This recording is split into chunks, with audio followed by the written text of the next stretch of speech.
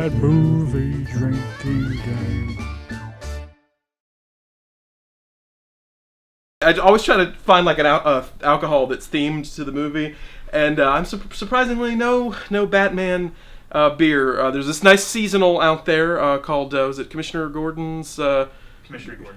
Commissioner Gordon like a gourd. Like a pumpkin. Commissioner Gordon. But it's not in season right now, so wah. So I got the closest thing I could find, because this is the 4th movie in the franchise, and this movie is fucking crazy. So before we start, we're all going to do a little bit of Four Loko! Grape flavored Four Loko. In 48 states. That's right. Now with less caffeine, but still 12% alcohol. We have only made mistakes. You wanted a sad drink, you said it. So let's do it. And it's grape flavored, just like Alicia Silverstone. She does wear a lot of purple. It's a lot of purple. So let's just go ahead and do this. I'm gonna go around the room. Can I decline? No, you can't. You'll be hearing from my lawyer. Oh, look at it. It's gotta be swill. Looks like Pepto-Bismol. You first, Franklin. Look, the fizzing, it sounds like people screaming. Go easy on me. Stop. Jane, stop this crazy thing. What is this? It's Four Loko grape, baby. That hasn't answered my question at all. This probably comes out of the Mexican sewer system. It's fine. It's just funneled out of the system. At this point, it's better than Flint, Michigan's water. I'm The sorry. gringos love it, senor. Oh, so God. sorry. It's not brewed. You just spit some. No, I splashed myself. No. I splashed myself with your face. Yeah. This is off to a very poor God. start. All right, I gotta do this. All right. You're going for it. All right, I'm gonna follow up just to make sure that. Ooh. It just tastes like shitty grape That is soda. a most unpleasant aroma. And the rest of it ain't better either.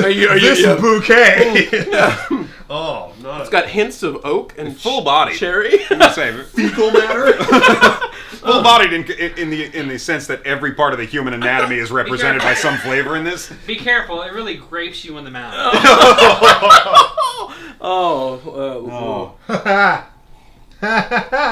So, ladies and gentlemen, clink your glasses, dim the lights, and enjoy Batman and Robin. I'm sorry.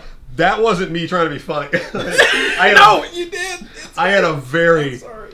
God, that was visceral. This is not as bad as I thought it was. Oh, I didn't have a frame of reference for this, so it's as awful as I feared it might be. The Four Loko it's for crazy people. Yeah. It's not brewed, it's dredged. You guys can just hit the cups on the floor. Childhood Robitussin. Yeah. Four Loko, cause I'm loco. Oh my God. Let's get into Batman and Robin. Let's get into it. I love- Real I love- hard, like. Let's get balls deep in this. I love this film Move so much. around. Become familiar with the area. We're going to get really familiar with all of our leads very early on when we notice the supple curves and the gracious sort of camera angles that are... The erect, blood-filled nipples. You'll use words like lithe and taut while watching this film. Yeah. Maybe bodacious. Batdacious. Batdacious. All right. That's not. All right. I can't use any of this. What do you guys think? Tom Hardy Bane or this guy Bane? This guy Bane. Well, what are we judging here? Like, which one's better or which one's worse? I would like to judge it on who can do a bodybuilder pose the longest. Well, then it's this band. There's all that evidence. No That's context. Incredible scene where we're 15 introduced. minutes. We're introduced to Bane just going this. "Brrr," most muscular, and then cut away, and then 15 minutes later, "Brrr," still there. I can also understand this Bane more frequently. Pieces cost you your strength. Victory has defeated you. He doesn't sound like a cartoon Sorry. walrus. I really love the voice of the Tom Hardy Bane. Yes. You think darkness is your ally? I think it's very funny. He's got good dialogue, too. This one. No, to be fair, no one in this movie has particularly good dialogue. No, not at all. So where did they go wrong? Is the question. Where did we go wrong with this film? Somewhere halfway through Batman Forever, I think they went wrong. And that's where everything shifted. This goes way back. I think, because, you watch Batman Forever, and it's kind of dialed back a bit. Yeah, comparatively. But It's only then- dialed back a bit because we haven't seen this yet.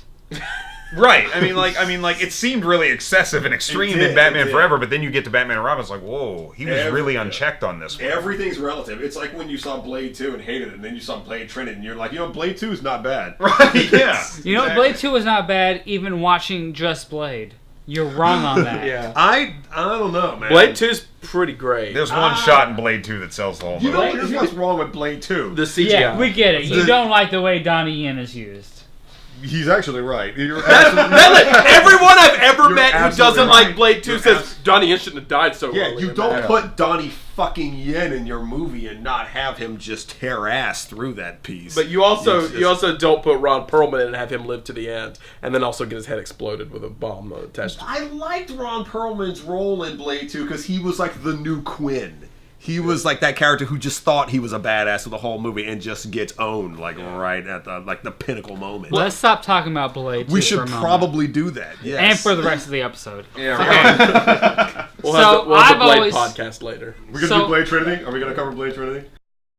So Best what Death stopped Note us from getting Superman Lives in the mid to late 90s? Was it this? God. This could have been the death knell for more than one franchise. yeah. It actually was the death knell for the resurgence of the Superman franchise. Because Superman 4 is a pretty good death knell too. for Yeah, a It's just franchise. all on its own, certainly. And so if this just doubled down on that, To be fair, before I go into a longer point, I do think Superman was in a bad place, even in the comics. Just in the culture, Superman's in a bad Superman's almost place. never been in a good place in the That's comics. true, but at this point, Superman's got a mullet. He's been killed. He's got laser powers that don't make any sense, and he's blue. You said blue and red? Blue. Superman Yeah. blue and red is happening. Yeah, I mean all that nonsense is happening. So The mullet really should have been the signal that like things were really bad. It was a dark time. the mullet was rough. I mean, Batman's gone through some bad periods. He had but just he's come never back had a from mullet. back to life from death, and he had a mullet. It's like, dude, just die. Just stay dead and There's classy. no reason to live. This is pre Grant Morrison, who, in my opinion, reinvigorated the character in a way nobody else has ever Yeah, done. absolutely.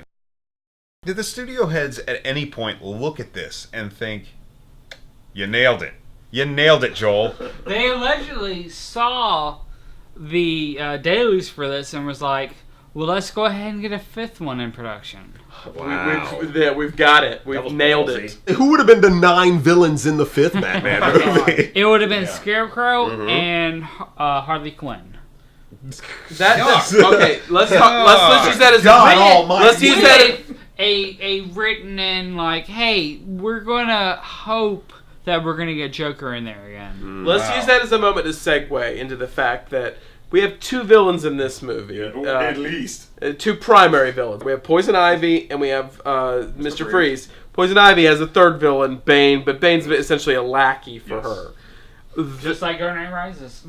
But much better done in Dark Knight Rises. If you Much say better. so. I do say so. And millions of But- people will bear me out. But Poison Ivy and Mr. Freeze have nothing in common. Like, Not at all. They're like all the great screen couples are like this, though. You know, like are you saying this is a screwball It's like a comedy? fake- Yeah, screwball comedy. it clearly is. How many It's- times did you laugh watching this movie?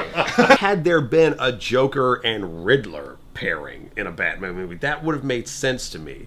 But They would have been more of an overlap than a but contradictory. that makes more sense to But me. it Though does they're make more two sense. characters who have but literally you would nothing think that in they would common. also be their own defeat, though. Oh, they would, and that would have been really entertaining to watch. Probably, yeah. What I always thought would make a great Batman movie for two villains, you get Zsasz and Killer Croc. There we go. And you've got Batman and you've got Robin. Yeah. And each of them have to split up. There we like go, Empire Strikes Back that shit. And get them off on different paths. I agree. Right? And so Robin's hunting Killer Croc in the sewers, and Batman's using actual detective work to hunt down a serial killer. Kids don't In the want real world. detective work. I- Kids I- want gadgets and kung fu. Get that in I still there. say Riddler and Penguin is the two I would put together. I don't dislike that pairing either. but actually. I like Riddler as a catalyst to make Batman be a goddamn detective for once. Yes. When yeah. he's never Yes. a detective in the movie. Yes, I agree. absolutely. We That's- still haven't really done No, that. we haven't done that Guys, at We're all. like Guys, 13 write- Batman movies into this, and we Write still down haven't done these this. thoughts, send them to Ben Affleck. He still hasn't settled on a script yet That's for his true. Batman Oh, movie. gosh. I don't think he's gonna go for Zsasz and Killer Croc. I want Penguin running that damn bar. I mean, if they're establishing Killer Croc and Suicide Squad, they could reuse them. You know, I gotta be honest. I'm a little surprised. As many Batman movies as we've had, and what with CG getting to the point where it is, that nobody's rolled out Clayface yet. Yeah. I mean, you'd think that one would have been on the plate by now. They did use Clayface, though. They just turned Clayface into a woman. Oh, for the Catwoman movie. Catwoman. Oh, Sharon God. Stone. Right. just- Why did you do that? Get away from me. I didn't do that. They did that. Pitoff did that. Take this movie, cut out maybe 20, 30 minutes of it, redub it into German. Und der Tag ist da. Hat dir deine Mutter nie gesagt, dass man nicht mit Waffen spielen darf? Ich hasse es, wenn Leute während des Films quatschen. You pretty much have the best movie ever. Put some old school Fritz Lang flourishes Yeah. on this, and you've got something. Just to give me a good time frame, what else was Coolio up to in 1997? In 97, not a whole lot. It was more of a 95, 96. He was coming off of the of Dangerous Minds, Exactly, and that whole thing. You like could that argue was that was his peak. that was the apex. That was definitely the Let's not apex of Coolio's career. Let's not forget his involvement in the TV series, which was very underrated. That's true. No. But I don't think he was rap. I don't think there was a song. I don't even think he's on the soundtrack to this. No, that's what's Which really... is pretty remarkable. That is. Can you confirm that? I mean, I listened to the thing on the way over, but No, there's no Coolio. He's not on the soundtrack. You got Coolio in your movie. You didn't even have him rap about This it. is almost as offensive as the Donnie Yen treatment from Blade 2. Let's back off of Blade 2. But to be fair, I don't think Narc had a Busta Rhymes rap in it either. So What's interesting though is that Donnie Yen is on the soundtrack for Batman 2. It's just him practicing his Itmon dialogue before he got it. Batman is George Clooney. He's a commitment phobe. That's why he plays him so well. I think he's a great Bruce Wayne. Like, I buy him actually more than just about any other on-screen Bruce Wayne ever. Yeah. And especially I love Michael Keaton. His Bruce Wayne was always so odd to me.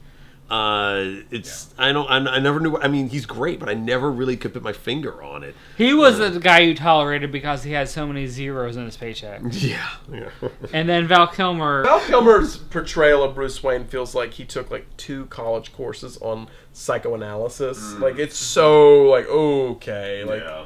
But yeah, Michael Keaton's is a little strange. I thought his Batman was very cool. But yeah, his Bruce Wayne just looked. I don't know. Bruce Wayne obsessed with warrior armors. And I always think, like, every time I think of Michael Keaton and that Batman, I just think of that Tiny Toons Tiny Toons episode where he played at Hollywood. zips, and it's just like the bat suit falls off, and it's like Michael Keaton underneath. His hands enormous as And it's like this just gross caricature of Michael Keaton. It was so good, though. It's brilliant. It's terrific. But that's him to me. That's it's the like, one I think of, too. What superhero movies came out after this and before X-Men and I believe you mentioned Blade? Yeah. Spawn. Ooh. Total failure. Ooh. Steel. Ooh. Yes. But you look at Steel and the execution of that movie. The line between that and Superman is not clear. Right.